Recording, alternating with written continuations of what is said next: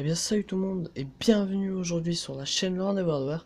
Aujourd'hui on va s'attaquer à une config que... alors elle sera pas dans Top Achat, dans le config-o-matic, pas dans la description. Puisque cette config en fait c'est moi qui l'ai faite. C'est moi qui l'ai faite... comment expliquer? En fait je vous explique. J'ai été dans une enchère juridique il n'y a pas trop longtemps parce que j'ai vu qu'il y avait des PC et dont un monté. Du coup, je suis parti et j'ai vu que ce PC-là était monté et il avait un i7. Alors, j'ai pas réfléchi deux fois. Ce que j'ai fait, je l'ai pris pour 80 balles. Et pour 80 euros, pour ce qu'il y a dedans, franchement, ça, ça vaut facile hein, 700-800 euros, je dirais. 700, ouais, 800, ouais, 700-800 euros, je dirais. Du coup, on va s'attaquer tout de suite à la config et on est parti. On part d'abord sur le processeur qui est le Intel Core i7, comme j'ai dit auparavant, 4770, cadencé à 3,4 GHz, je vais y arriver. Alors c'est pas la version K, c'est pas la version K, c'est seulement la version non overclockée donc. Alors elle possède un socket 1150, c'est le socket 1150, hein, cette version là, enfin les 47. C'est les sockets 1150, un 4 coeurs, cache 8 TMO et c'est la version Aswell pour un prix de 409 euros et 9 centimes sur Top Achat toujours. Alors pour ce qui est de la carte mère, c'est une carte mère Asus H87 Plus que je connais bien d'ailleurs. Avant que j'achète ce PC, déjà je la connaissais depuis très longtemps. C'est une carte ATX. Au niveau de la DDR3, elle a que jusqu'à 32 Go, donc c'est assez bon. Alors, pour le multi-GPU, on peut faire que du Crossfire. Mais bon, je comptais pas en faire du SLI moi de toute façon.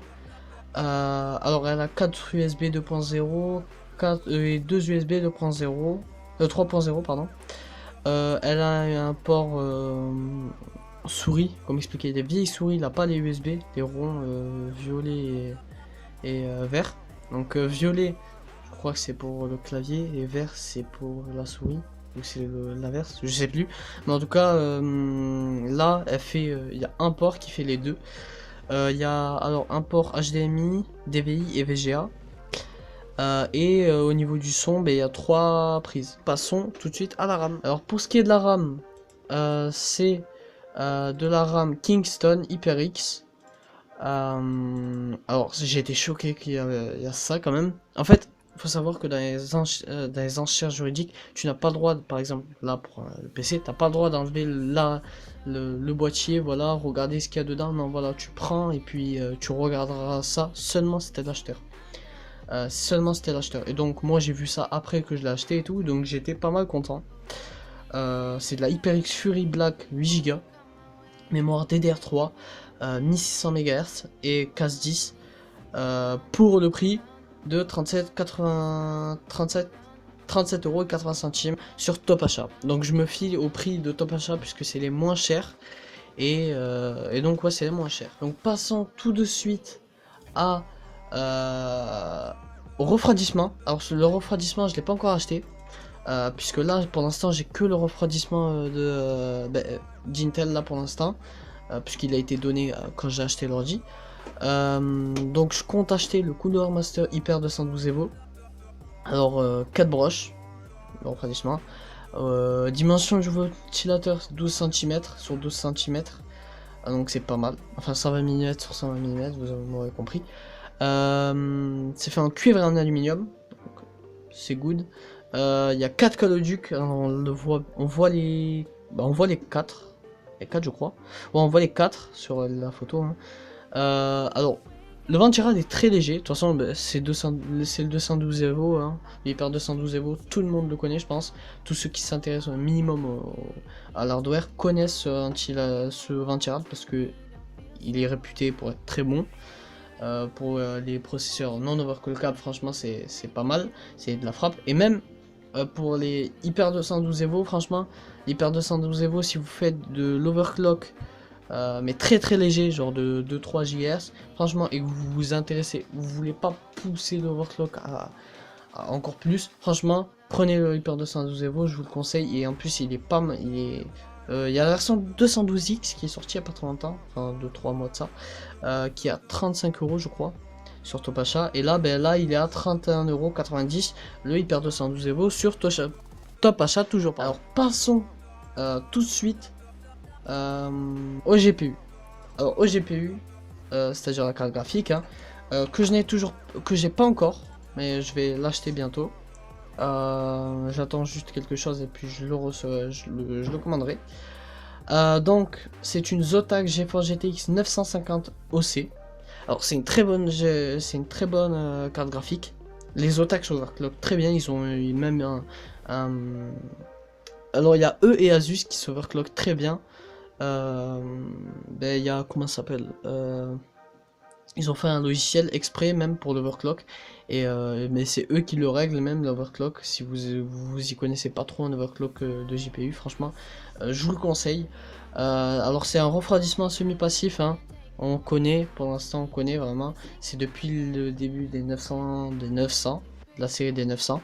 C'est-à-dire en fait, pour ceux qui ne connaissent pas encore, en gros, si vous êtes sur le bureau par exemple, les ventilateurs de votre carte graphique, elle va pas tourner puisqu'elle va se dire ouais voilà, en gros ouais voilà, j'ai pas besoin de refroidir puisque je n'utilise pas mes performances pour l'instant.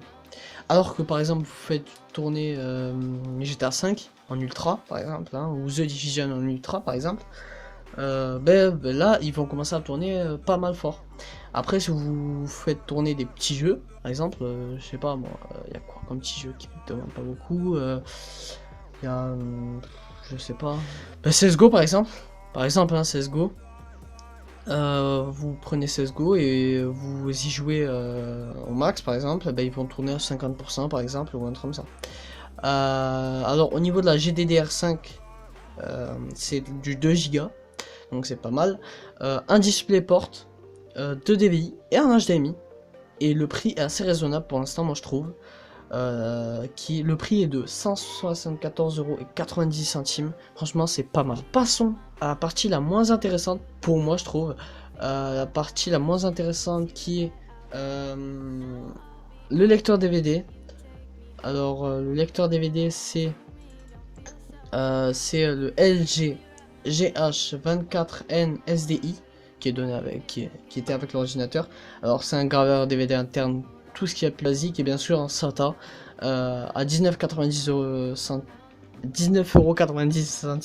€. Je vais y arriver. C'est basique, hein, c'est pour installer Windows. et encore, même si vous faites une clé bootable, et voilà. Donc ouais, et passons tout de suite au disque dur.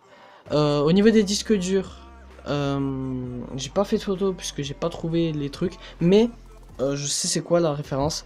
Alors nous avons j'ai 4 disques durs. Alors j'ai 3 disques durs de 500 Go de chez Western Digital, les Caviar Blue, je crois 5200 tours par minute je crois, et nous avons un dernier de 1 Tera,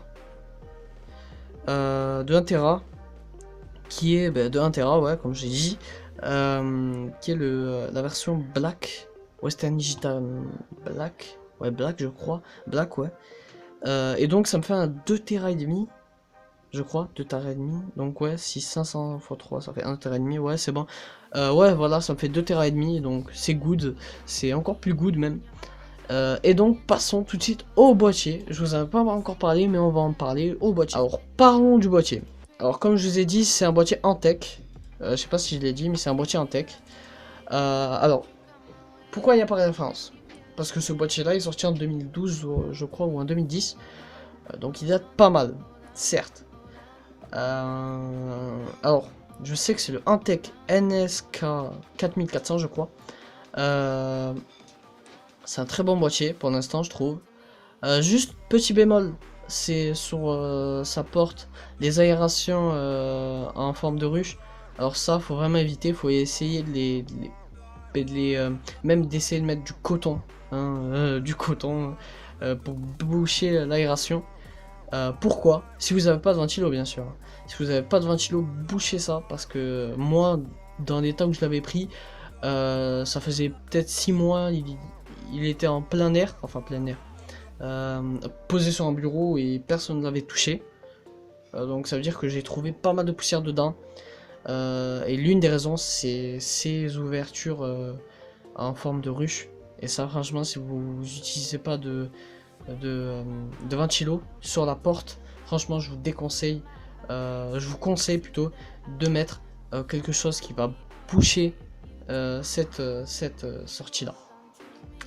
Donc, c'est tout pour ce boîtier. Il a ici deux ports jack, deux prises jack plutôt, deux ports prise jack, un port micro, un port casque, hein, comme d'hab, deux USB 2.0, un bouton reset et c'est tout. C'est tout. Hein.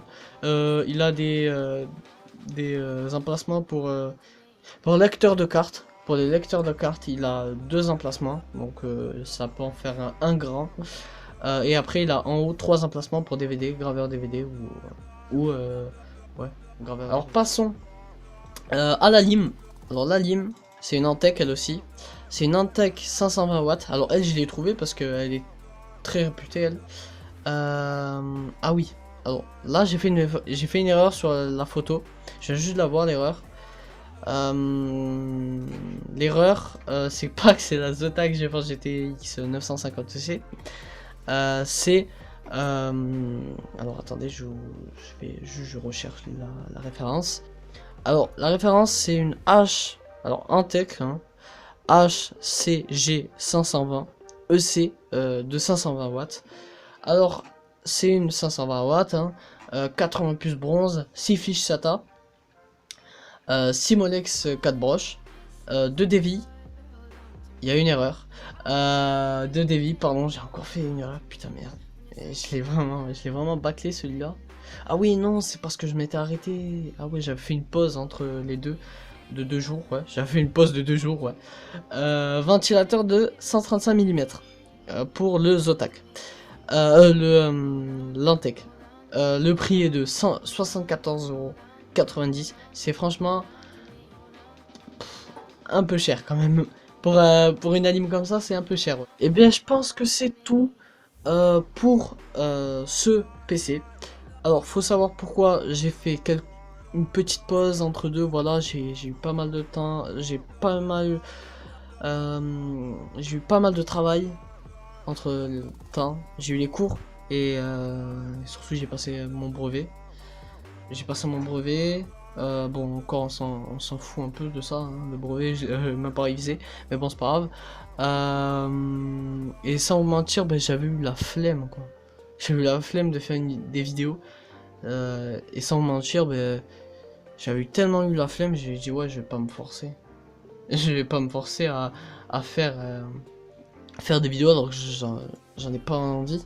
Et là, ben, j'avais envie de vous présenter la config que j'avais acheté. Et ben normalement je vais essayer de bombarder plus les vidéos, puisque avant j'avais un ordi qui était pas trop fait pour les montages, hein. C'est à dire que ça me mettait pas mal de temps. Les montages prenaient pour une vidéo qui prend ça 8 minutes, déjà sans vous parler du passage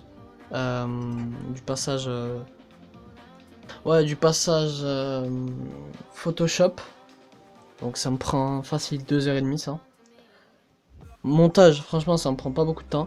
Commentary, ça me prend 30 minutes. 30 minutes ça me prend le commentary. Et en tout, ben, ça me prend facile 4 heures. Le montage, ouais, ça me dure peut-être 30 minutes, ouais. Pour les musiques, etc. Et donc, ouais, en tout, ça me prend 8 minutes de montage. À la fin, ça fait 8 minutes. Et tout ça, ben, 8 minutes, le montage, après le rendu, faut compter le rendu, 20 minutes. Donc ça me prend 4h30, ouais, donc ça fait 5 heures environ. 5 heures ou 4h30, je sais plus. Donc ouais, ça donne quelque chose. Mais je fais pas tout directement parce que sinon mon cerveau va éclater, sans vous mentir. Du coup, je fais quelques pauses et puis voilà quoi.